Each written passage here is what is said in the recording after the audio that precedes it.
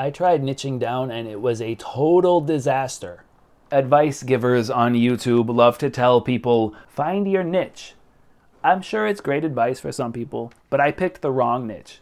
I'm going to share my mistakes with you and maybe you can benefit from my experience. The first problem, my niche was stupid. I was writing about history. It was a podcast, but every episode was heavily scripted. It was basically an audiobook. History podcasts were big at the time, 2014, and I had moved to Mexico after roughly 12 years of learning Spanish. I was interested in the history of the country. Spoiler alert, Mexican history is totally bonkers. But history is a tough sell. There's a relatively small audience for history. Some people have made decent careers out of being amateur historians, but I couldn't do it because problem number 2, I was uninterested. Mexican history is interesting, but not interesting enough for me to pursue full-time. After a few years, I had to give up. I was burnt out and I had no desire to read another book about the topic. So what did I do? I stopped making new episodes and I just felt guilty that I was abandoning my audience. That led to a vicious cycle where I would upload too infrequently to gain real traction, and then I would get frustrated that I wasn't getting traction, and as a result, I would upload even less frequently. You can see how this becomes a vicious cycle. Problem number 3, I was unqualified. I had no idea how to start a podcast, and I was not a historian. All I had was a lot of time and energy. Unqualified doesn't mean credentials. You don't need credentials to write about your niche. You don't have to have credentials. I didn't have any credentials, but I was still able to make one of the biggest podcasts in my tiny niche. Unqualified means I could not speak or write spontaneously about the topic. Here's why that's bad. Every sentence I wrote had to be painstakingly researched. This slowed down my production speed.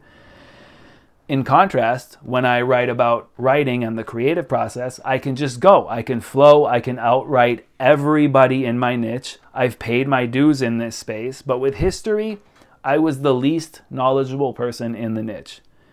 If you're the least knowledgeable person in your niche, that doesn't have to be a death sentence. You can share your learning journey and get more content out of it. If I had realized this, I could have produced more podcast episodes. Oh well, lessons learned. Problem 4, I was unprepared. I didn't know what I was doing. I was new to everything. I had to learn everything from scratch. Online content creation, content distribution, audio recording, audio editing, uploading podcasts to the internet, because in 2014, the process was much more difficult than today. I had to learn image creation and editing because podcast aggregators have specific image requirements. I had to learn how to start a website. Squarespace made things easier but not pain-free. I had to learn how to run an email list. This was a huge pain point. Eventually, I made a decent funnel and I sold some courses about Mexican Spanish, but holy crap, it was a ton of work. I had to learn how to write a sales page, how to invest thousands of dollars into something and not break even.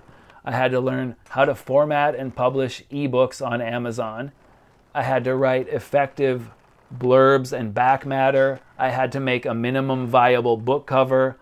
I learned a ton of skills in the process and I became a better storyteller. My big takeaway is this. I'm glad I learned a lot of new skills, but I should have outsourced a few things to other people. And I should have picked a better niche. So key takeaways for this. Try to be in a niche that you can just flow about, that you don't have to spend 100 million years researching every sentence before you're allowed to publish it. But if you do have to do a lot of research, share your process. Share the process of learning about your subject. Either be in a niche that you know so well that you can just flow, or share your process of learning. And then number 2, outsource as much as you can afford. It's going to save you time. If this was helpful for you, thank you for stopping by. Hit the subscribe button. I'll see you next time.